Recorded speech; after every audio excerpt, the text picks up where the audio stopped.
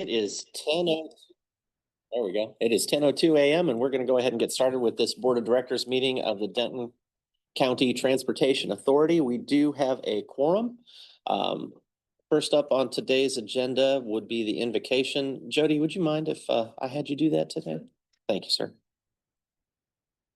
Please join me in prayer. Father God, thank you for this opportunity to come together and meet today as colleagues and to represent the people of Denton County and our transportation and be able to provide transit for all the people that we represent.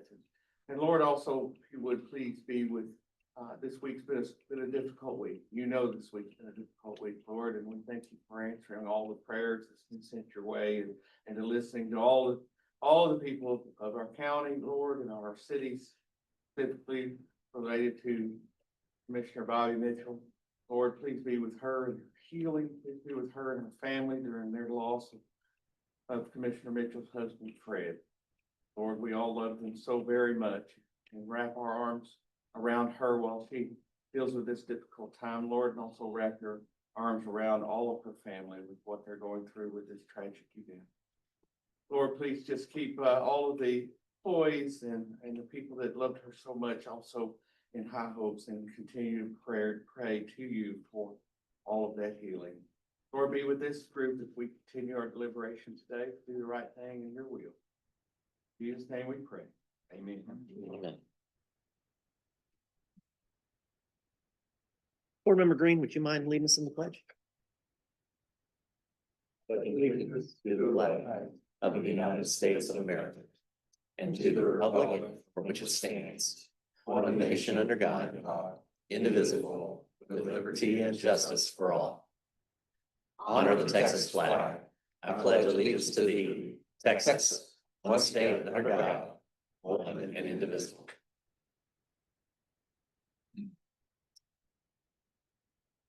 Just a quick point out that we have Ms. Courtney Morris here filling in for Joe, and I know you're going to do a great job.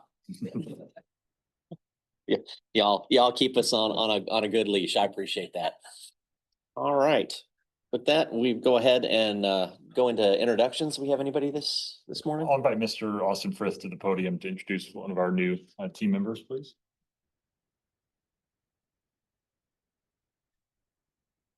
Morning, Chair, members of the board.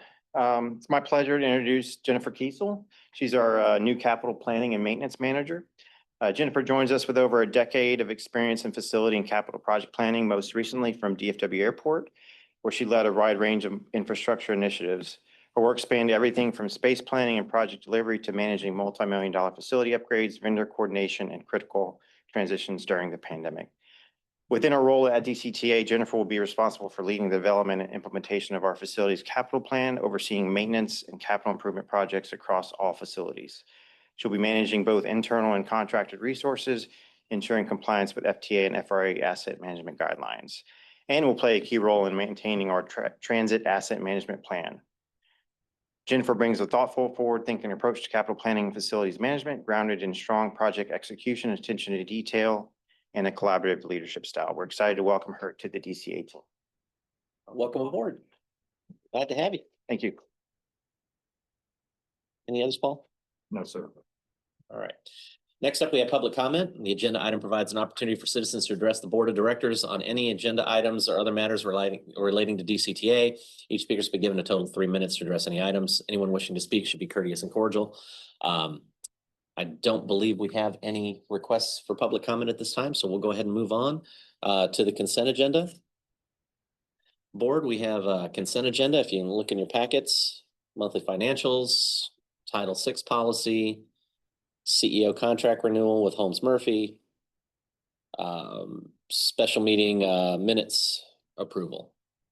If board, I'll entertain a Move to approve. thank you. I have a motion and a second. All those in favor signify by saying aye. Aye. Opposed? Consent agenda is approved unanimously.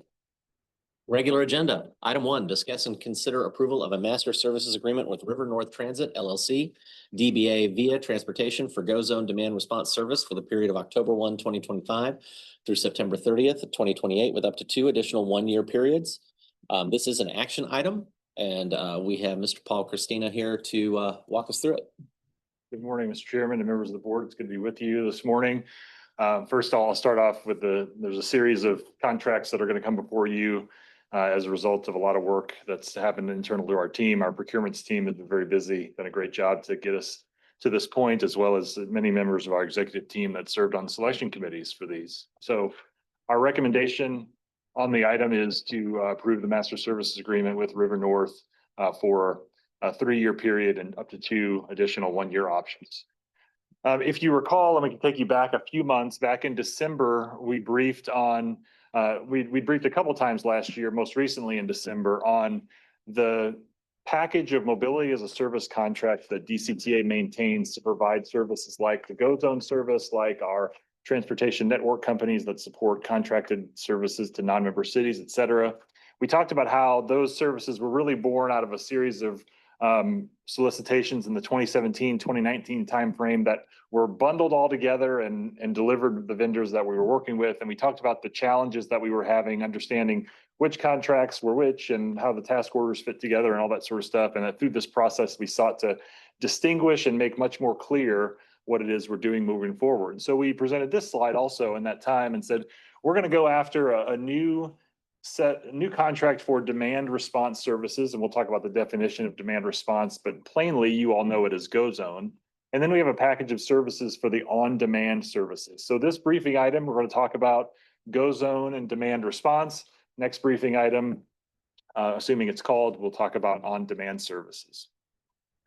So let's talk about what is the Go Zone service. You all are familiar with this, but to be level setting, we have a platform in which users can request a ride through an online app or a platform, or they can call a customer service number to get anywhere from point A to point B inside of the boundaries within our member cities. This operates as part of DCTA's network. It's accessible to the general public.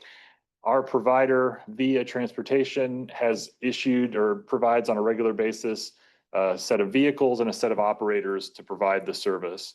And then we work together with Via to actively manage that service and make sure that it's meeting our expectations. And Mr. Frith is going to have a briefing on that related to that topic a little bit later on today. So when we started this process and conversation around the request for proposal, after that December briefing, we put the solicitation on the street, conducted a pre-proposal conference in January, interviewed in March, and now here we are at a recommendation for award. I'll note that DCTA received 2 proposals for the service. Both firms were interviewed. Via was found to be favorable from a project approach perspective and a pricing perspective, and thus our recommendation. So when we talk about Via Transportation, who are they? 12 years of experience, 750 deployments across 40 countries, in a lot of ways, a market leader in this microtransit space. And they have many different partners across the state of Texas, including here in the Metroplex. They provide service to Arlington, they provide service to Trinity Metro and elsewhere in the state. What did we like and what did we see about their approach and the things that differentiated them? Those are listed there. It's evident by their proposal and our experience with them. They understand our need and have the ability to actively manage capacity, though we are still working through that. It's a week-to-week conversation. Transportation environment is dynamic, conditions change, and so we have to be on top of that all the time. They've supported our efforts to continuously innovate. Intermediate Service Plan Phase 1, where we established the Go Zone boundary and increased frequency on the bus service to accommodate more trips on fixed route when it was available, was obviously has obviously been successful, and Via was a real partner in that. They're fully compliant with FTA requirements, including FTA's drug and alcohol policy, which is important for rideshare providers like these. And then they have given us the opportunity to insource our customer service function that we're currently contracted with them to provide. So at your place, I left you an exhibit that says Go Zone contract renewal figures. And so we'll talk a little bit about their pricing. What we've seen, and these are available in our budget conversations over the course of the last several years, is about a 1 to 2% increase year over year on the Go Zone service. The price is really driven by the cost per service hour and the number of service hours that we deployed. Going forward, the message from the board has been clear. We're looking to maintain the same level of service, so that is the same number of service hours that we provide on an annual basis, if not begin to pare that back as we transition from go zone to fixed route where we're able. And so in the first 3 years of the service, or 4 years, 2022 to 2025, as you can see on the exhibit, the service hours changed, they expanded over time, but the percentage of increase has been 1 to 2%. In our conversation with VIA and in their proposal, they asked for a 5% increase in year one. As you can imagine, over the course of the last several years, pricing structures have changed. They did not ask us for an adjustment during the lifetime of the current contract that we're under. And in our conversations, we're able to ultimately arrive at a 3% annual escalator for the services, which we feel is fair and aligns with our long-range financial plan on cost of service growth, where we budgeted about 3 to 4%. On the customer service pricing, they maintained a full customer service outsource option, and you can see that number there.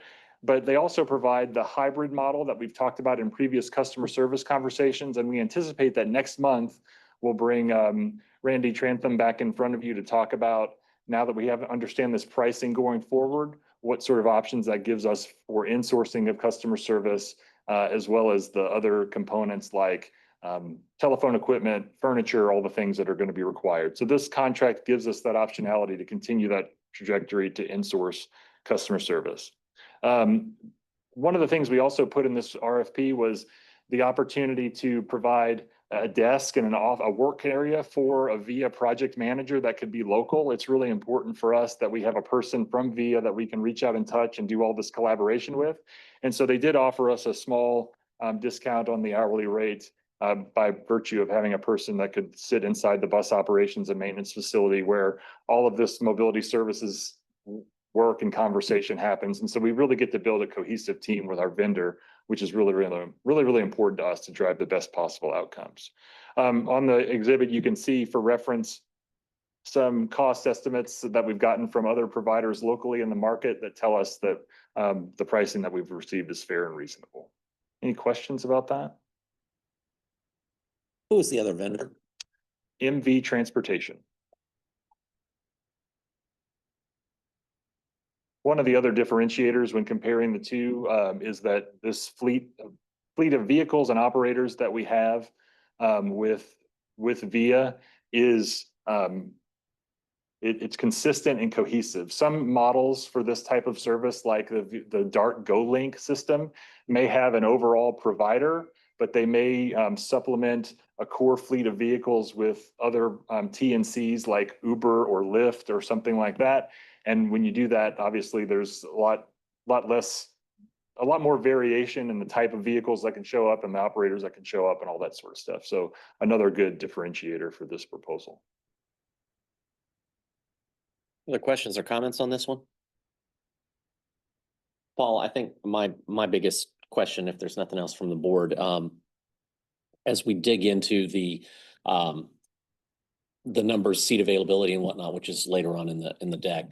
One thing that I think concerns me, I'm not sure if it concerns the board yet, but we seem to get this cycle of, hey, Denton and Highland Village Zone needs to get that number down because it only has one modality. And so we're seeing that number starting to creep back up again. And I get when we push a button here, it raises something over here. There's no, so what I would like to be able to see is, as you go back to negotiate the last bits of this contract, the ability for us to potentially split the two zones into two different KPI sets, and to talk to get some very detailed, what are the implications of that? What are the challenges? I know that they're resistant to it, which I get. You got one data set versus two, and one client versus potentially your systems are set up to where it doesn't look like one client. But I would appreciate that we have that conversation as we get further down this road. That one modality here, and I know we're going to talk a little bit more about phase two on the go zone back out for the Denton area. So, but I'd like to at least let's engage in that conversation. What are the potential costs? What are the challenges of splitting it into two different KPI setups? Okay, and heard and understood, and we'll certainly do that. And if you all end up approving this item, we will finalize the contract subject to that direction. Is that fair? Fair to me, board. I think as we'll get into the conversation with Austin's briefing, but we need to your point, paint the corners of what are the variables and what are the levers that we have. What is the acceptable tolerance of difference in KPIs between those zones so that we can have that.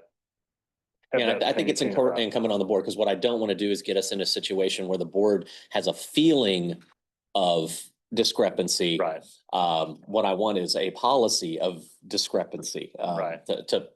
For want of a better term. Yes, So sir. that makes sense. Yes, sir. I agree with that. I just had a thought about that though. We're talking about policy. If we're talking about potentially expanding to other cities and bringing in new members that want to go zone service, I do think that's an interesting conversation to have with because if we're going to have go zone systems that are completely independent of each other and don't connect to each other, how does that work? And how are they going to be able to manage all of that? It's great point. The KPI, and I think there's a good conversation to be had in a future briefing about what are those levers. The KPIs are driven by service demand on a service level agreement sort of scenario. And so that's one of the things that we have to. Right, but I mean, just acknowledging that for us, those demands are gonna be different depending on which zone you're in. Right. So, I don't know what the best answer is. But definitely worth a conversation, I think, with the board and with VIA. Yes, ma'am.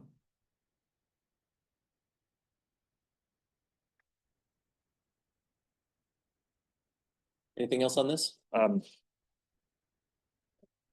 No, sir. With that, here is the recommendation. If you all would take action on this, we will finalize these contract discussions subject to your direction. Board, do I have a motion? Move approval of the item as presented. Have a second? Second. I have a motion and a second. All those in favor signify by saying aye. Aye. Opposed? Motion carries. There we go. Thank you all very much. Thank you guys for all the work. I know there's a lot of math in here. All right, regular agenda, item 2, discuss and consider authorizing the chief executive officer to negotiate an interim master services agreement for transportation network company services for the period of June 1, 2025 through September 30th, 2028, with up to 2 additional 1-year periods. These are master services agreements with Lyft, Razor LLC, Onward Health, Inc., Userve Holdings. And this is an action item for the board as well. And we're going to go ahead and pick up item 3 as well, because it's also a master services agreement for the same timeframes for on-demand transportation services with the same term, and for Userve and WHC, DFW LLC, DBA, Z-Trip. And you might want to explain the buying and selling of entities that we know, Irving Holdings, where they fit in all this. Yes, sir. Both of these are action items, and Paul is going to walk us through those. Thank you, Mr. Chairman. Our recommendation follows the action item or the agenda item. So here we go. Same slide as last briefing. We talked about this last December. Bundle of services. We have to separate these apart. We just talked about the demand response side. Now we're talking about what we called on-demand services. If we drill into on-demand services, there's really 2 different components. There are things that we would call on-demand, and there's things that we call transportation network company services. And part of our process over the course of the last several months has really been to try to define and hone in what are these things and why are they different and how are they different, all that sort of thing. So if you'll bear with me for a minute, I'll walk you through that. On-demand services, what we're calling on-demand services, really differentiated by how people get access to the service. It allows people to schedule a ride through DCTA customer service or through our DCTA app that is connected to the Spare Labs platform. You remember a year ago or more now, you all approved the automated dispatching service from Spare Labs. Spare Labs has an app. It's a DCTA branded app that when you're using these on-demand services in some of these markets, you can request a ride. We have the capability to request rides by the app. Another differentiator on these two services is how they're billed. On-demand services are billed based on an hourly rate schedule, very much like the GoZone service. Here's the unit cost per service hour. With that service hour, you get a vehicle and an operator, and it does as many trips as it can. On the T&C side, or the transportation network company side, think Uber, Lyft, other such companies that people can connect to via a proprietary app. It is compatible with the Spare Labs platform, so we can see if we're using these companies, like on the Frisco taxi service, for instance. We have the Irving Holdings company providing an on-demand service, and then when we need extra capacity, we can dispatch rides to Lyft through that same platform. So there's integration there. And these services are billed on a cost per trip basis, which, and really both of these vary significantly based on whether or not the person moving is ambulatory, like they can walk on their own power or with a walker or a cane, or if they're in a wheelchair. If they're in a wheelchair, they need to have a wheelchair accessible vehicle. Those are more expensive to procure and operate. So this set of solicitations was done on the same timeline as the GoZone service. We started the solicitation following our briefing to you in December, pre-proposal conference in January, did interviews in March, and then making this award recommendation to you today. We received 6 proposals for the 2 different services, and we're recommending 5 for master services agreements in the 2 different categories that are in these action items. So let's talk about, let's show you who applied to who. These were the 5 proposers, and then this table is showing you whether they were on demand or T&C. So obviously you know who Lyft is. You know who Uber is. I'll note that Uber in their proposal, they have a subset of their company called Uber Transit. They are engaged with transit agencies across the country. And so they have what they would call a specialized product. And Paul, when you're going through these, would you mind, just for the media and everybody that's watching this, who are we currently engaged with and what services are they providing with us currently? So for example, Lyft is providing our Capel service. Yes, sir. So Lyft is currently providing our Capel service, and then they also provide, that's the workforce mobility. And then they also provide overflow support for the Collin County Rides program and Frisco taxi service. Onward Health is a company that we're not currently working with. They are, and I'm going to go through, I have a company profile for every one of these. That might be the best place to do it. As we see just who applied to who. User will note applied to be an on-demand provider or a T&C provider. Same service, but they can bill on an hourly basis by vehicle or on a per ride basis. So I'll get into the next slides, and it's kind of the company profile that'll talk about where they are. So we rated these proposers based on these 5 categories. That was the scoring criteria. And then as we brought them into interviews, we worked through questions to help, and they provided a presentation that helped us get into those as well. So here you see Lyft. They applied to be one of our T&C providers. They've been providing service for DCTA since 2018 and with DART, and they're currently serving UNT, Frisco, Collin County Rides, and Capel. What's good about their approach and integration? They're already fully integrated with GoPass and the Spare Labs app, and they've demonstrated success and been a good partner for us on the Frisco and Collin County Ride service that got spun up here in the last couple of years. Obviously, their model is their operators are sourced and qualified within the service area. They do not have wheelchair accessible vehicles. These are independent contractors like Uber drivers or Lyft drivers that you would see if you were a member of the general public. And then their pricing is based on a per ride that looks at a base fare, a per mile fare, and a per minute fare. Their pricing is proprietary based on the algorithm. You know, the pricing, if you've experienced it before, Uber and Lyft pricing can vary. Same thing happens here. Onward Health, also as a T&C, they are providing, they offer to provide a rideshare service that is catered to helping folks who need assistance, like through the ADA program. So they basically think of them like a Lyft or an Uber, but their drivers are there to serve that population. So higher level of training and engagement and overall. You see relatively new, founded in 2021, lots of experience in their application, serving healthcare systems like patient transport between hospitals and clinics and all that sort of thing. And their project approach is strong in that they offer a dedicated customer support function if something needed to be escalated. They said in their proposal, it's an empathy-driven service, like caring for the most vulnerable with a clear issue escalation procedure. They're not currently in this market, so they asked for some lead time if we were to give them a task order to spin up and source operators. They also said they're open to and able to integrate with Spare Labs, but they're not there yet. Another thing that they said they would take on if they were offered a task order. Same thing with their operators. They're going to be sourced from the local area. They're going to drive their own operator-owned vehicles, generally an ambulatory service. And there are options to have WAVE vehicles, but that's not going to come from general driver population. That's going to come from a special deal that Onward does with WAVE providers.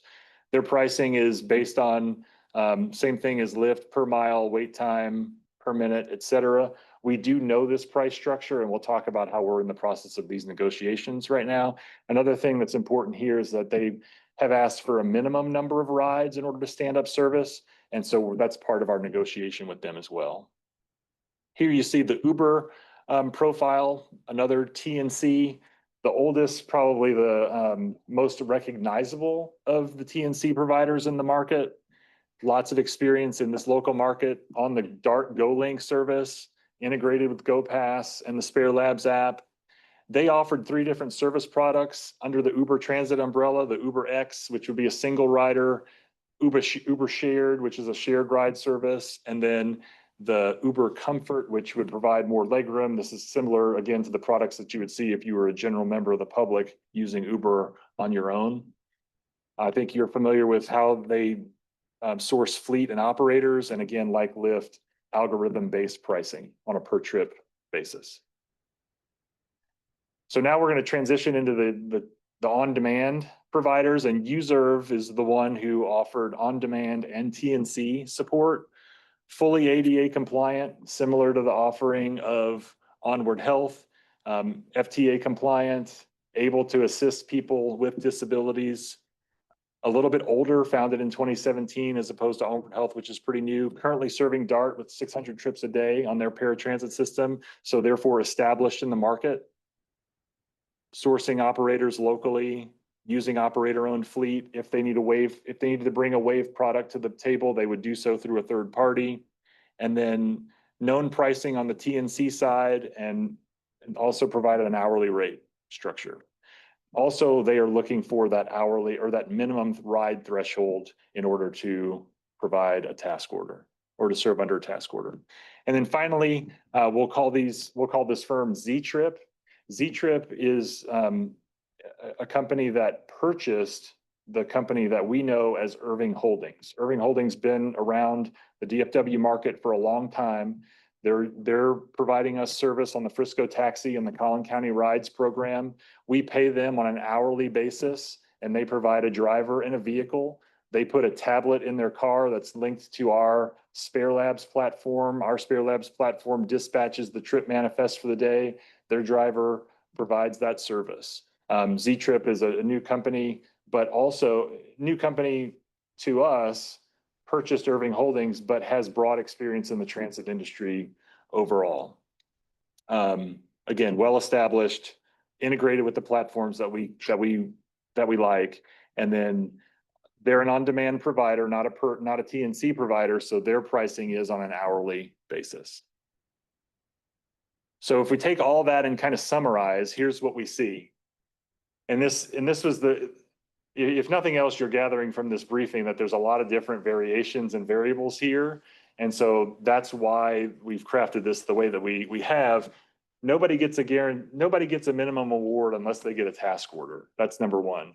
So by doing this, we're asking for authority to negotiate so that we can get to the pricing that we are looking for, and we can also balance all of these variables to the best service on a task order by task order basis. So here's the 5 providers, and you can see the things that we wanted to highlight, not necessarily in the RFP process, but as we're trying to put this forward for how do we leverage these firms in our services, DCTA experience, owned fleet. Only one provider has an owned fleet. The rest of these providers are using fleet owned by drivers. Now they have standards, like the car has to be 2009 or newer, has to be at least no more than 10 years old, 4 doors, et cetera. You see the ones that whether or not they have wheelchair accessible vehicles available. I'll note, it just occurs to me, Z-Trip does have wheelchair accessible vehicles available. They're an owned waived fleet, as opposed to the 2 other firms would be working through a third party for wheelchair accessible vehicles. And then all are spare labs capable, except for Onward Health, who says they are able, just haven't gotten fully integrated yet. Any questions about that? Again, a lot of information. The good news is we have gotten a really good view of what the market has to offer and the latest pricing, but still lots of details to work through as we do these negotiations. Any other questions, comments, concerns?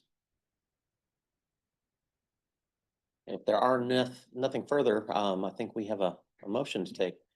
Yes, sir. I'll wrap up just by saying, so from here, if you all do take this action, we're going to sit down with every one of these providers, make sure that we understand their offerings, make sure we understand their rates, get the master services agreements executed. And then as we look to fiscal year 2026 and the renewal of ILAs and all that sort of stuff, you'll see these kind of flow through those conversations.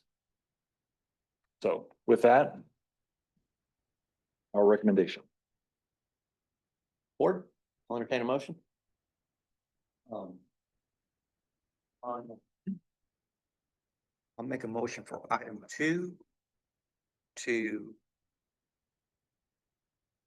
approve the negotiation and interim master service agreement for the TNC companies, Lyft, Onward Health, Uber, and UCURH Holdings. Do I have a second? Second. I have a motion and a second. All those in favor signify by saying aye. Aye. Opposed? Motion passes. Need a motion for item 3, please.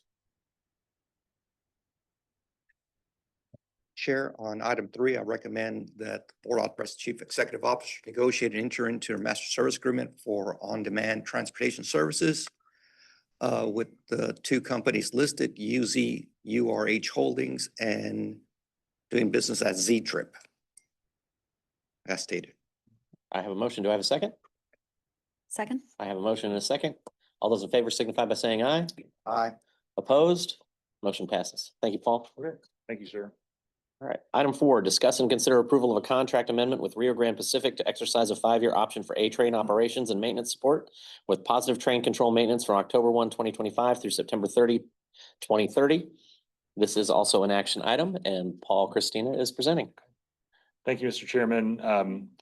Our recommendation here is to approve this contract amendment with Rio Grande Pacific for a 5-year option on A-Train O&M support and PTC maintenance for October 2025 through September 30th, 2030. I will also note Mr. Matt Matiza, our project manager for Rio Grande Pacific, is in the gallery. We appreciate him being here today and grateful for his support and the service that they provide to us. So we talked about this several months ago in an executive session item, that our period of option for renewing the A-Train O&M contract was nearing us, and that Rio Grande Pacific had reached out with some concerns about other needs in order to move forward with this. And so in this briefing, I just want to level set with you all, what is the A-Train O&M contract, because it's a big driver of our budget on an annual basis. And then we'll talk about this option that we're recommending, and then give it to you for the action that you choose. So here's the timeline for the A-Train operating agreement. And you see it goes back to 2016 was when the RFP was launched for this support. And then a company called First Transits actually won that bid and started service in the summer of 2016. At the time, Rio Grande Pacific was a partner, a subcontractor to First Transit. And that work really started in October of 2016. At the same time, the federal government had issued a requirement to have all railroads equipped with positive train control technology by a certain deadline near the end of the decade. Positive train control is a technology overlay that exists on commuter railroads and freight railroads where hazardous materials are moved and where commuters operate, that ensures that trains do not overrun their operating limits. For instance, track speed is set at a certain level. If the operator of the train tries to make the train go over track speed, the computer will shut it down. Trains should be on a path where there are no other trains operating to prevent collisions. If the PTC system sees that two trains are on a collision course, it will shut those trains down. So DCTA, like every other railroad in the country, was charged with providing that PTC system. The installation began in 2016, tested in 2018 in the summer, and then the positive train control system was certified in December of 2020. Now, at the same time, give or take, the Rio Grande Pacific organization assumed the contract for First Transit. First Transit chose to leave the work. Rio Grande stepped forward and said, we will take it over. But what I want you to see in those milestones is that there's a big overlap between a solicitation of a big contract and then a major technology system and requirement that affects how that contract operates. So then we go fast forward to 2023 and 2024. You remember we were talking with DART about the Joint Rail Operating Facility and DART potentially co-locating their equipment with us in Louisville, and didn't know exactly how that would affect our A-train operations and the agreement that we're under and all that sort of stuff. And so ultimately that subsided with DART's decision to station the Civil Line equipment out in Plano and Shiloh Road.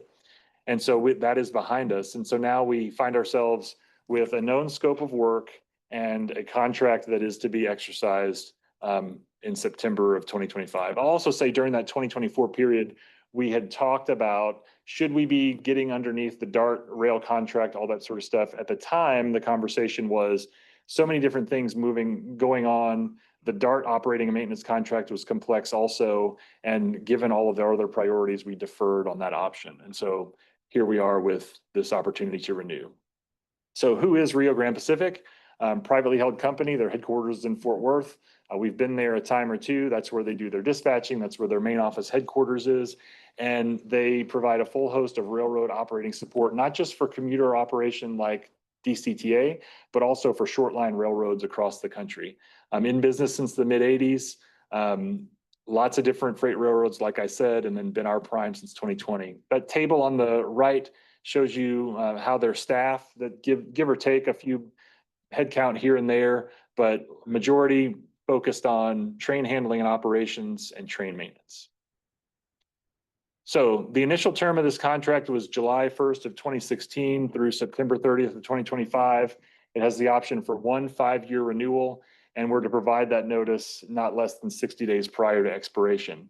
The scope of the project can generally be divided amongst the 4 categories you see there: train operations and dispatch, maintenance of equipment and facilities, maintenance of way, and then all the admin function. Better stated, they're a turnkey operator for the train. If something breaks on the tracks, they fix it. If something breaks at a grade crossing, they fix it. If something breaks on the train, they fix it. Even better, they plan and execute preventative maintenance so that things get fixed before they break. And the result of that really is what you see here. Their KPIs have been outstanding since inception. You see the requirements for 98% uptime on train operations, 99.9 on dispatch, maintenance of way, maintenance of equipment, all that sort of stuff. High standard, and they have met it. Now, that's not to say that we don't have conversations on a regular basis about understand that that issue wasn't your fault, but it still impacted customers. I think that's a place where our conversation can continue to evolve, because if you're a person on a platform and the train is late, you may not care that it's contractually not the responsibility of the contractor because it was an act of God, let's say, but it did cause you to be late for whatever you're at. And so I think that's a conversation that we'll continue to have. And then if something happens, and as it has in the past with regard to washouts or crossing incidents, unfortunately, you see the timetables for restoration of service. Overall, I would say Rio Grande has been an excellent provider for us, and of all the things that we've worked to drive improvement on, their day-to-day operations has been stellar and reliable. So what you have an exhibit in front of you that looks like this. And this is the pricing schedule that is in that contract that was struck back in 2016. A number of different price schedule components. And you see how every one of those components has a unit assigned to it, be it number of hours, number of miles by month on an annual basis. And then what that rate is per year. And so what happens every year in the budgeting process is that Alex McGlinchey and the rail operations team get together, they come back to the price schedule and they say, okay, these are the allowances for this year. And these allowances vary in how much they increase year over year. But the big drivers of the cost, as you can see, really are around train crew hours and car miles. I will say the original price schedule for the A train didn't have this many train crew hours on an annual basis in it, didn't have this many car miles in it on an annual basis. But I've put these in here to reflect what we're seeing right now based on the 30-minute operating schedule day to day that we operate. And also to say that as we think about the A-Train Enhancement Program and the increase of the schedule and increase in frequency, that is also going to drive cost. We committed to have that conversation with you at the right time. This is kind of a preview into how those service planning decisions drive cost. So all total, if you take these assumptions, the rates are set, but if you take these assumptions and carry them through through 2030, you see that this is about an $84 million contract option that we're considering. So what does this look like for 2026? Just steady state. I took this slide from the fiscal 2025 budget discussion. It's really all of this plus the 2025 column. And then we're in the process right now of building our 2026 budget. So you can see, you see items like train crew hours, car miles, et cetera. Some of these things may be combined in various ways to fit the format, but overall, 2025 budget was about 11.97. In 2026, where we stand right now, we're looking about 12.4. This does not include flagging, fuel, capital maintenance, all that sort of thing. This schedule does not also include the PTC line items. If you go back to this exhibit, the last two lines here, lines 15 and 16, positive train control maintenance of equipment, positive train control signals and communication. Those are new line items based on the amendment that has been requested. So let's talk about that amendment and why it's being done. When the contract was originally let, PTC had not been activated. PTC had hardly been defined. And so what has happened over the course of the last several years is that Rio Grande Pacific and DCTA have learned what does it take to operate the PTC system and maintain it to ensure that it's running. We worked through a pretty extensive negotiation with Rio Grande Pacific that asked them to allocate and identify man hours associated with all the tasks that they expect to undertake over the course of the next 5 years. And we've shared some of those with you in the executive session previously. The summation of all that additional effort is shown here. For 2026, it's about 101,000 under the category of maintenance of equipment and about 389,000 under the signal and communication line item. Life of contract impact for the modification is about $2.6 million.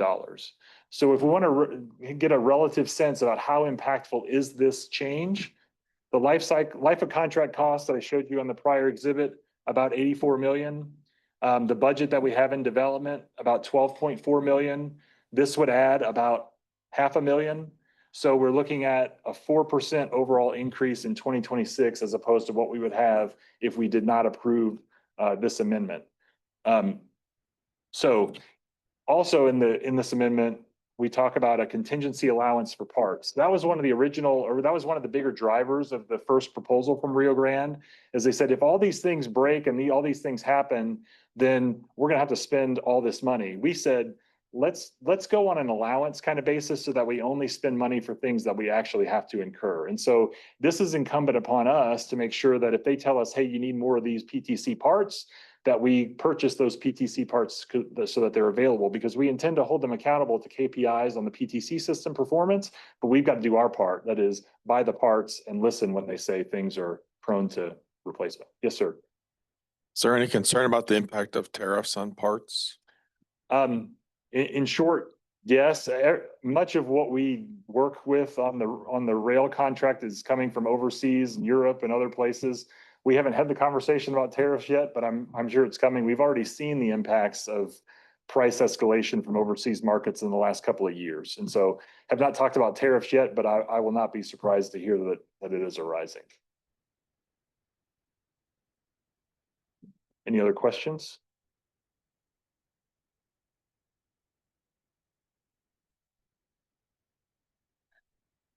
So with this approval, what we're asking for is the board's approval to exercise the 5-year option with this amendment to the price schedule, the last 2 lines that you see on the exhibit below you, so that we can bring the PTC system maintenance into the contract. Again, for their part, up to this point, Rio Grande Pacific has done what it takes to keep the train running, even with the ambiguity around the PTC system that was had when they assumed the contract. We feel like this is the right way to keep them doing the things that they're supposed to be doing and adequately compensating them for it. All right, if there are no further questions or comments, I'll entertain a motion.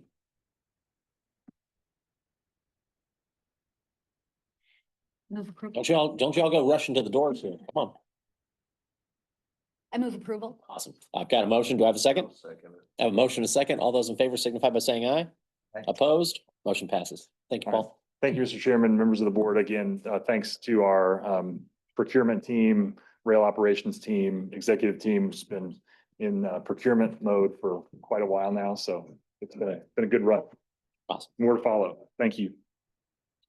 All right, item 5 on today's agenda. This is a discussion item. Update on intermediate service plan phase 2, and we have Austin Frith here to present. Morning again, Mr. Chair, and members of the board. We're going to go through our plan for ISP Phase 2, but before we do that, we want to take a look back on results from our Phase 1 implementation back in August. So as you can see, this is our what we're seeing in our Go Zone ridership city over city metrics.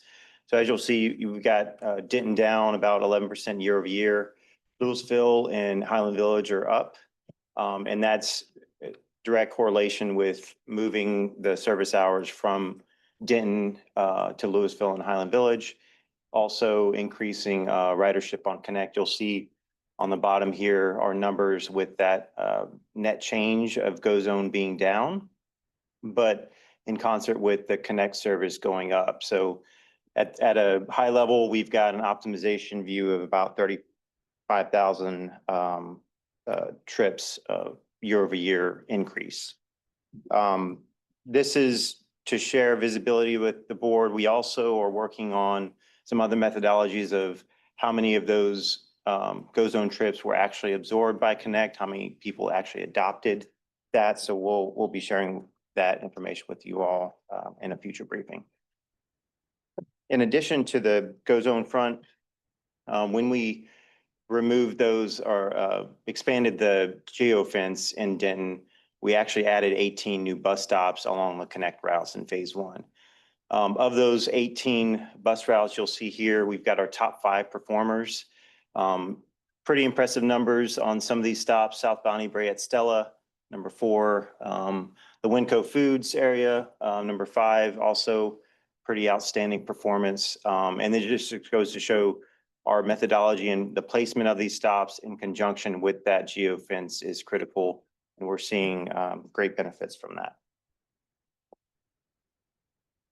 This is a slide we presented in May of last year related to Go Zone capacity and how we were planning to shift hours from the Denton zone over to Louisville Village.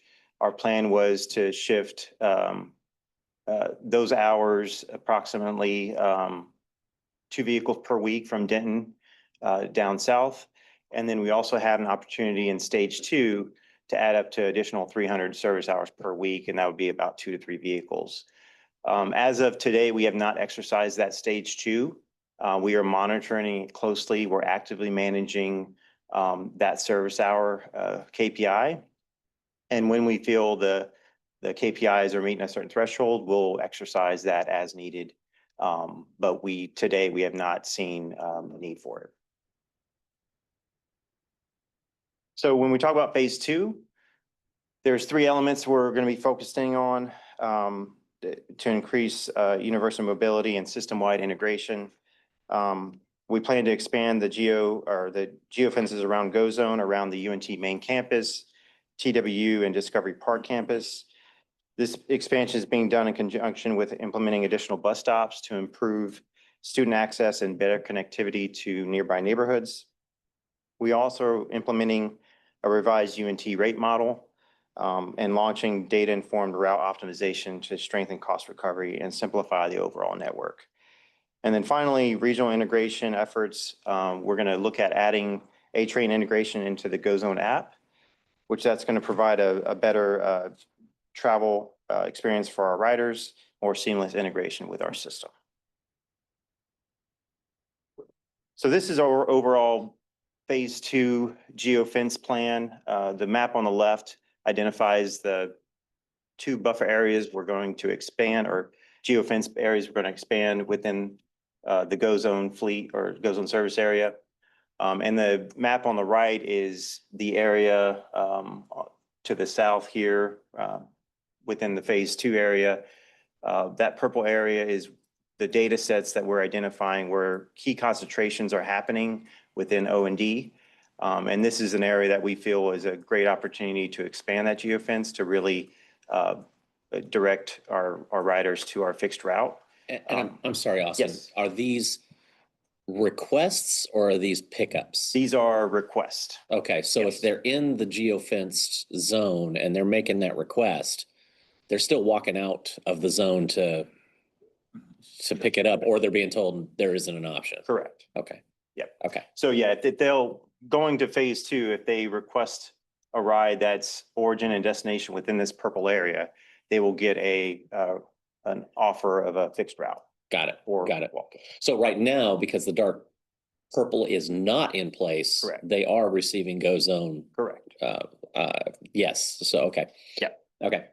And then the light purple area was our phase 1. Mhm. And that essentially created a buffer from routes 3, 6, and 7, but it did not encompass this unit. Yeah, I'll be fascinated to see how this map Yeah, changes. We're excited. Yeah. Yeah. Yeah, just the requests that are coming in from this area, I think is clear that we would like to explore that opportunity.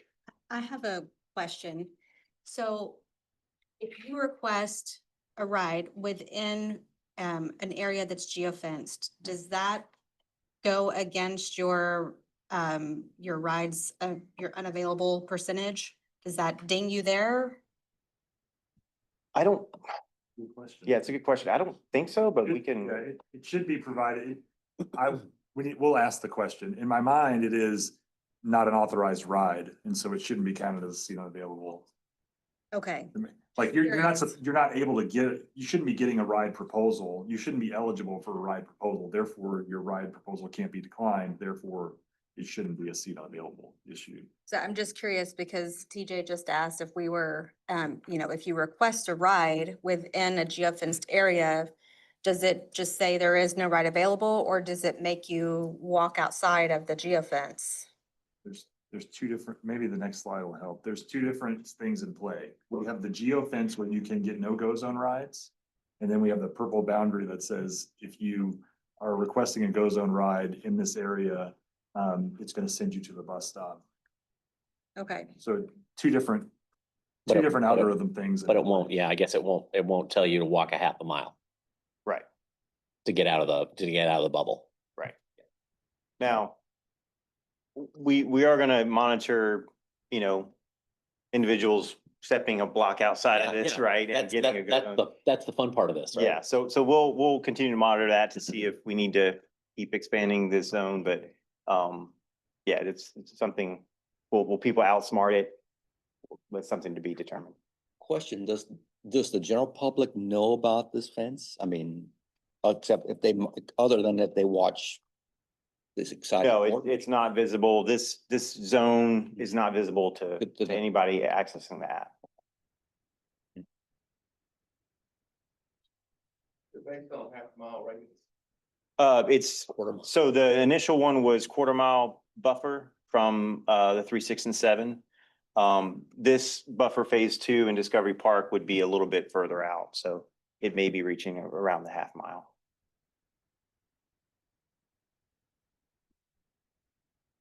So this is a different view, same map. What I want to point out here is again, the blue is the connect buffer that we implemented back in August. The green is the new phase 2 buffer. The hatched area is going to be the area that is currently in the existing geofence buffer. So as you can see, TWU doesn't get a lot of additional, but we do want to make sure that is captured. There is some additional residential that has happened to the east of TWU that we want to capture in that little sliver. Discovery Park, it's going to extend out past the main campus a little bit to get some of that residential as well. And then again, the main campus getting south of that current geofence. And then also on this map, you'll see the additional phase 2 stops. We are implementing 2 additional stops on the west side of the TWU campus, again, to help increase accessibility for those students as well. Austin, let me say something here. So think about today, if you're on the, and this is the kind of stuff that we are going to have to sort through and work through in the next couple of months before implementation. If you're at the Discovery Park campus today and you want to go zone ride, Go Zone will come and pick you at Discovery Park and will bring you wherever you want to go. In this plan, you would not be given, you would not have the opportunity to get a Go Zone ride. You would have to walk outside of that hatched boundary. So to allow people to have mobility, we put those bus stops there. The bus stops are also within the zone. So the Go Zone request on Discovery Park is going to say, please go to Route 6. Now, the Discovery Park route that goes to the west is not going to run the same schedule in the summertime that it does right now, but Route 6 runs all the time. That's a good example about why we have to have a cohesive, consistent year-round network and in conversation with University of North Texas. But we need to work through, we need to think about all the different scenarios of what could happen to somebody and what's happening to them today and what could happen to them with the implementation of this plan so that we can anticipate the kind of feedback that we might end up getting. Also goes without saying, lots of conversation with our university partners so that they can understand what we're doing and why.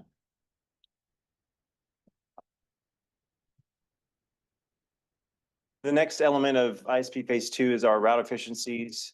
We had briefed this, I believe, in a similar, I think back in May or maybe a little bit later last year. This was an effort that our team took on to look at the existing UNT routes and get to a point where we consolidate and we could potentially remove redundancy along some of these UNT routes. So the first one we briefed was Center Place. This is going to consolidate 3 routes, Center Place, Daughtry Street, and Evening Off Campus into a single route. Ridership chart on the left shows it relatively low midday and early evening usage, but when it's combined, you get the efficiencies that are gained with that scaling. And then there's also an element of a relocation of a stop that provides better access for some residential areas along these routes. The second route efficiencies that we dove into was the Eagle Point route. So this is going to be combining 3 overlapping routes of Mean Green, Night Rider, and Eagle Point into one route. This eliminates duplication. It also allows us to maintain access to key residential and student areas. It also positions us to reinvest in any saved resources into higher performing corridors and or adjust runtime as we see demand evolving. And then finally, the route efficiency of North Texas with the Evening Off Campus. This is again another opportunity that we saw that made a lot of sense from a route that was tailing off around the 5 p.m. timeframe, and then another route that was starting. Serve similar areas. There is one element to this that, we're going to continue to maintain access during low demand hours. And then we also have the microtransit stop at the retreat, which is a highly utilized area for students. So that stop will be added after the 6 p.m. timeframe, so we don't impact those students there. And then moving on to the A-train integration. This is an exciting one for me because I think it's a somewhat of a low-hanging fruit item that we've been thinking about doing, and we feel confident we can get that done towards this summertime of this year. This is going to allow riders to see multimodal trip options that include GO Zone, fixed route, A-train, and walking connections in a single interface.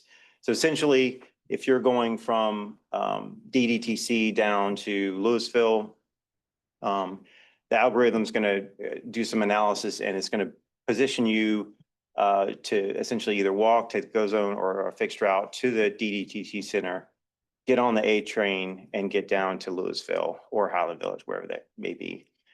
So this is something that we're going to integrate within our GT Fest feeds, and it's something that I think is going to provide us a full picture whenever people go into the GO Zone app to provide them the best mode to get to where they need to go.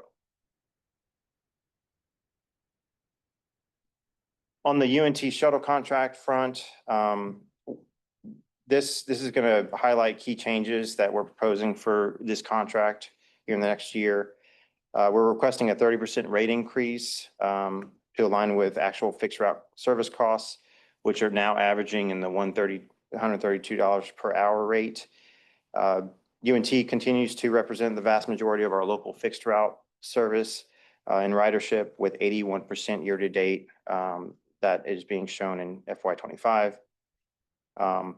In addition, UNT currently makes no direct payment to DCTA for GO Zone, even though approximately 30% of GO Zone trips in Denton start or end within a quarter mile of that campus.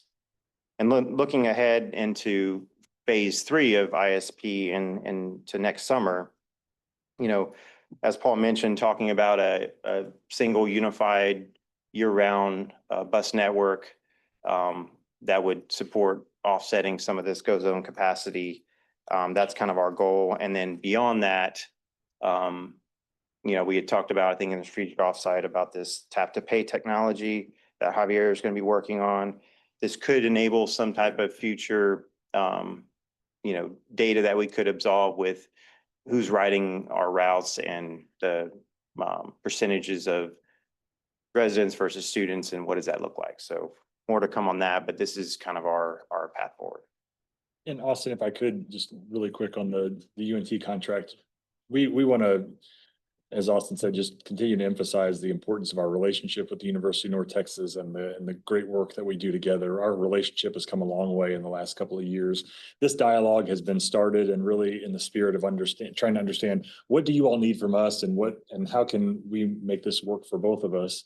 And we found them to be receptive. So this is not new news to them, and we are getting into budget season for both of our organizations, so the time is right. The system optimization stuff that Austin covered is really important, not just for us, but for them. And in our conversation with the UNT, we said, we think there's ways to do things more efficiently. They said, we would love to see how things could be done more efficiently. And so that work is fueling not just our own opportunities, but the opportunities with the UNT as well. And the other thing I'll say about that, the efficiency on the routes, and as a commendation to the planning team, it was a conversation with bus operators that led to this idea that one route starting and ending at one time and another route ending at another time, but they're actually serving the same geography. They said, we got confused students out there who don't understand that their route name changes at a certain time of day. And digging into that is what led us largely to the conversation that we're having right now. So really, it's a good thing to be talking to our frontline folks who know the system on a day-to-day basis. And so this work is a result of that as well. So thank you. And then finally, we just want to outline the phase 3 work that we're going to be working on moving forward. And the top left is essentially where we started within our ISP phase one, looking at, the connect routes and how we can move some of those service hours, those goes on service hours over to the fixed route and redistribute hours. Bottom left is what we presented as far as phase one and phase two. And then long-term, here's, what we're looking at as far as an overall unified system.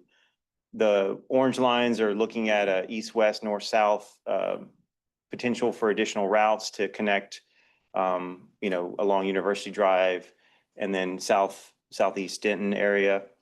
And then the gray areas are areas of opportunity where, we could maybe look at exploring, capturing some of those GO zone rides within a fixed route.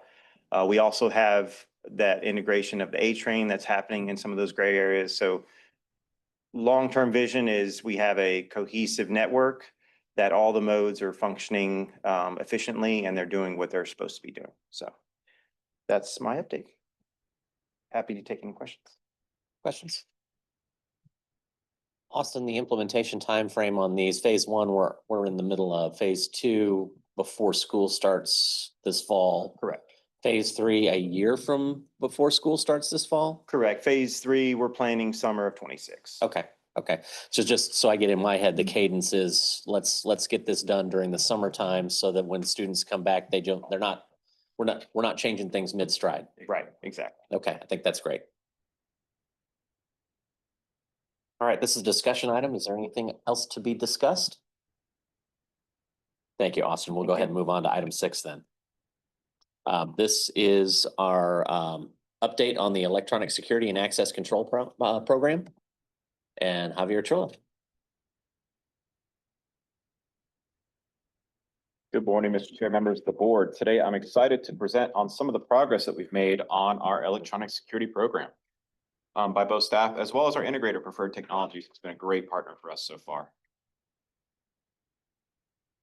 This is a discussion item only and no board action is required today. So as a bit of a refresher, this slide summarizes the electronic security assessment that was performed by AECOM back in 2023 that led to the development of this actual project. The findings are all listed on this slide, but ultimately they can be stated as decentralized, or the findings were stated as decentralized access control and camera systems, some locations with no access control or cameras at all, including and most notably our A-Train platforms, and then existing cameras and repositories that were at the end of their useful life.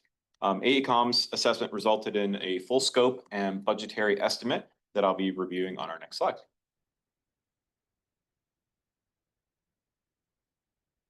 Thank you, Aaron. So originally, this slide represents the FY 2024 expanded level project that was presented to the board sometime in 2023 for the budget approval process. The project was initially laid out per AECOM and per our budget as a 4-year project. When PrefTech reviewed this proposal, they provided us a scope and proposal that actually condensed the project down to 2 years. So what you're seeing on here are the overall 4-year plan. But it's important to note that going from 4 years to 2 years did not increase or change the actual cost of the project in any way. And there are items throughout this presentation that actually move around based on these year 1 through 4 projections early on. So I'll go over those in detail here shortly. Another important item to call out on this slide, as on the operating column that you see on the far right, are the staffing needs that were required to actually support and operate this particular project. The first individual that you see on top is the IT systems admin technician. This is actually hired as the IT operations coordinator, which supports not only this project, but also any other operational technology such as our Swiftly platform, including as well as any future fare payment technology that we plan to put on our fleet and our platforms. The other person that's listed on this, or the other body that's listed on this slide, is the Security Control Center Tech. You'll see more information on this on a slide a little bit later on when I discuss the Security Operations Center, but this is the individual who would monitor, control the actual security platform. So the previous slide had quite a bit of a breakdown of all the different pieces and parts of this project, but this slide I feel summarizes it a little bit better. Ultimately, this program consists of centralized access control for all our facilities. One badge, access to all facilities. network surveillance and associated devices for our DCTA administrative offices, our transit center, our bus and rail operations facilities, A-train platforms, our A-train rolling stock, as well as our buses, our Gillig fleet, and our cutaway vehicles. It also includes a single pane of glass, the Genetec software platform that runs our security operations center, and then our passenger information systems at our A-train stations. This Gantt chart's a little hard to see, but I've gone ahead and called out the major milestones. Some of these have already been completed today. The project really broke ground back around October, November of 24. Since then, we've completed all of our access control and camera cabling. We've moved into our access control system, which I'll outline here shortly. I've got slides for each one of these sections. And then the project is slated to be complete within the next 18 months or so in September of 2026. Any questions on the timeline before I move forward? So laying the groundwork. A major milestone for the project was actually completed in December, pretty quickly, with 100% completion of all cabling at our administrative and operations facilities. While access control is the first particular system that's going to go live for this program, PrefTech opted to go ahead and run both access control and video management system cabling at the same time for a significant saving in labor hours, since they were already working on the lifts that you can see over here and just basically working in all our facilities. So fun fact from this is that 50,000 feet of cabling has been run through our facilities, 9 miles of cabling installed throughout our 4 offices, and then 4,800 labor hours so far to date working on this project. I keep on singing PrefTech's praises, but they've really been a great partner for us. They've been working day and night. They are very quiet through our offices, really minimal disruption, and they work around our schedule. For example, our customer service center, making sure they don't disrupt our phone calls or any of the staff that are working there today. So the first particular part of this program that is going live first is our access control system. And since we're actually somewhat ahead of schedule, today you walked in the very first facility that's gone live on our access control system. This week last week we started issuing our new badges. And we brought this system live last week and went to full system acceptance on Tuesday. So lots of go live. On the left, you'll see one of the, I think they're beautiful panels, and as well as our card readers, and then some of our access control panels that are located at our rail facility. Miss Evans-Jones, is that your door? No, no, that's one of our. She does have them, so does Paul. But that is actually one of the access control locations for one of our IDFs in the transit center. That is a beautiful cabling job. I'm really impressed with it. I'll let you come back and see it later on if you'd like. I would love to. Absolutely. Anyone who wants a tour, I'll provide it. I think we cleaned up our server room, so it looks pretty decent. I'll let y'all in. We've also had really great participation from both also Genetec, the software provider for the security platform. They went ahead and had a workshop here on in our facility with their staff to kind of give us a lay of the land on how we should really lay out our access control systems and secure our facilities. So it's been really helpful. We've got great partners that we're working with. Other major milestones in the access control portion, all of our access control enclosures have been installed, all sensors have been installed. We're ready to go live over the next few weeks. DDTC I have slated here for late May. That's actually already complete minus 1 door. So we're about a month ahead of schedule there. And we'll be moving into our rail and bus operations facilities next. I've spoken a little bit about Genetec.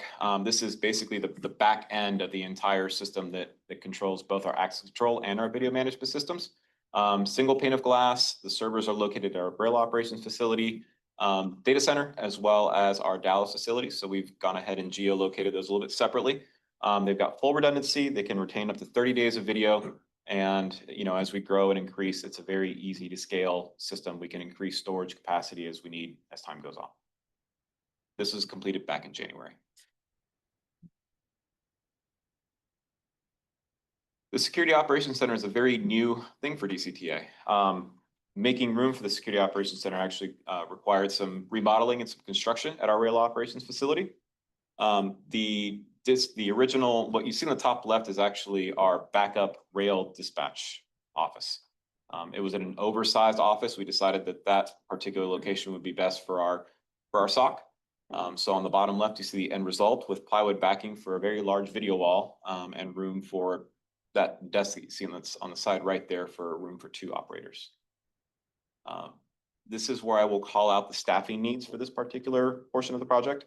Where I discussed in the ELP, the project includes 1 operator who's in charge of monitoring major events, retrieving video footage, as well as controlling ingress and egress out of all our buildings from the central location. As the department evolves, this is a very new project for us. We'll understand better what the staffing needs may be. We may look at third-party options such as third-party monitoring off-site at after-hours times. So we're gonna kind of grow into this and see how it looks over time. Javier, have we talked with the county and our cities about access to this system or being able to, you know, if our PD needs to be able to pop in? We haven't started those discussions yet, but since Genetech is a common platform with some of our county, we can definitely provide federated access to those that need it. And we can also work with PD and anybody else that would be interested. In having I know access to it. Louisville ISD has a really impressive setup that has our police system can get into it as requested on, you know, if they need to escalate a response into a school. Makes sense. So. And the other capability of this platform is live looking into the vehicles. So there's duress buttons in all the vehicles. And if it does trigger a warning, we could work out some type of situation where the live looking can be easily available. Definitely worth a conversation as we grow into the system. Absolutely. The next major phase that'll begin sometime around August is the actual electronic surveillance. I mentioned earlier that all the cabling has already been completed. So that all that's left to do at this point is install the actual cameras on the mounts, and then go ahead and bring those systems live into our Genetech platform. And they'll provide coverage to our facilities. The next few buildings, like I said, we'll have by August of 25, the admin office will go live. So kind of the same round robin that we've been looking at. The transit center by September, completing with our maintenance facilities by November of 2025. So looking ahead, most of the items that I've discussed today have been FY25 focused, basically year 1, year 2. Some of those items are going to bleed into FY26, but again, ultimate completion by September of 26. Looking ahead, we're looking at the A-train station platforms from November to March of 26. We'll be working on those. Those will include both security cameras as well as the passenger information systems. Quick note on this, since I haven't really spoken much about that, we're working with a couple different vendors right now to identify the best solution that we'll be installing on these platforms. And then also we have our bus fleet after the A-train platforms from March to June of 2026, which includes the security cameras, network video recorders, and also including the DCTA standard bus spec moving forward. A little note about the bus fleet. It's exciting for us to have our operators and our passengers have a secure, safe experience. Once deployed, we'll actually be part of an APTA statistic where 88% of public transit buses are equipped with security cameras. Like I said, moving forward, this security package as spec'd by PrefTech will be part of our standard bus spec moving forward. When I presented on the bus procurement last month, that was actually included in the cost already. And we're excited to go visit California here in a couple of weeks to go visit the plant, the Gillig plant in Livermore, so we can finalize those contract details and review any details required by this particular portion of the project. And then last, but definitely not least, our A-train vehicles, the hardest part of the project, integrating into the Stadler fleet from June of 26 to September of 2026. We left this for last because there's a fair amount of work that needs to be done to be able to integrate into the Stadler systems on this fleet. Truly appreciate the board's support on this initiative. I look forward to presenting another update towards possibly the end of the fiscal year with more progress. And with that, concludes my presentation and open to any questions anyone may have. Questions or comments? A lot of work. Appreciate it. Thank you. Yeah, Mr. Chairman and members of the board, if I could just thank Javier, the Prefect team really has been seamless and light touch on all the work they've done, but also for the board to invest this into our system is a huge boost for us. And like Javier said, lets us join the standard of our industry to make sure that we've got coverage and we can be good partners for our city and county partners as things come up and they need our footage and all that sort of thing. So big step forward for the agency. Thanks, Javier. Thank you very much for your time today.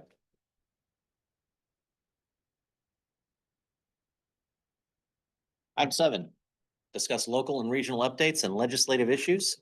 I think we'll just start to my left and work our way around if there's any questions or comments that we need here.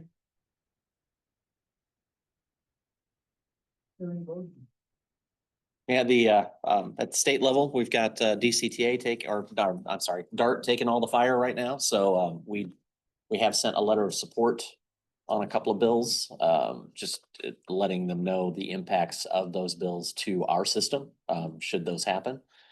So with that, it's a light touch, but letting the legislators down there know that, this is not just a one entity hit. It's multiple entities and has a cascading effect across the network.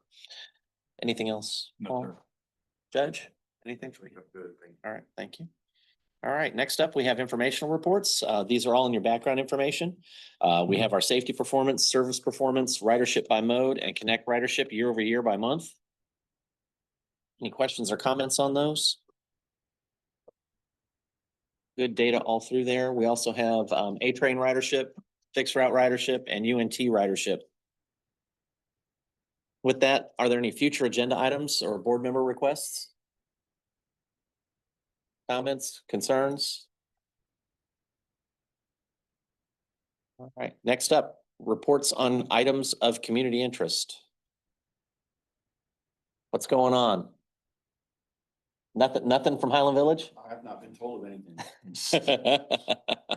We do have Colorpalooza this Saturday. So very excited about that. Of course, you can take the train. So if you're anywhere in the area, you can take the train and then just come into Old Town.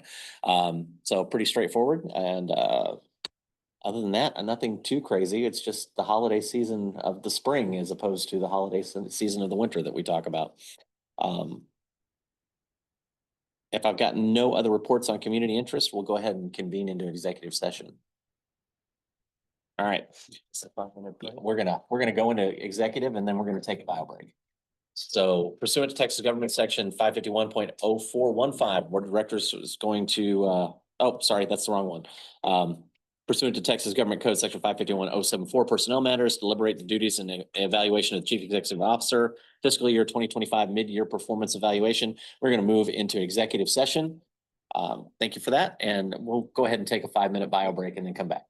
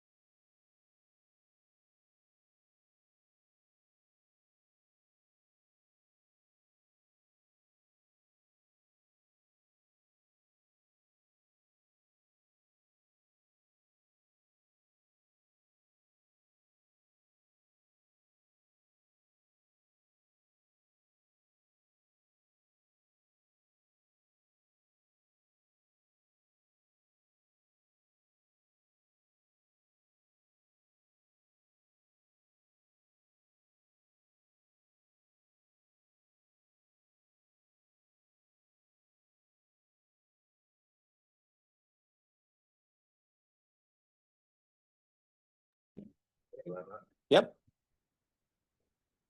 All right, we are going to go ahead and reconvene back into regular session. There is no further actionable items on today's agenda, so we are going to stand adjourned. 12:21.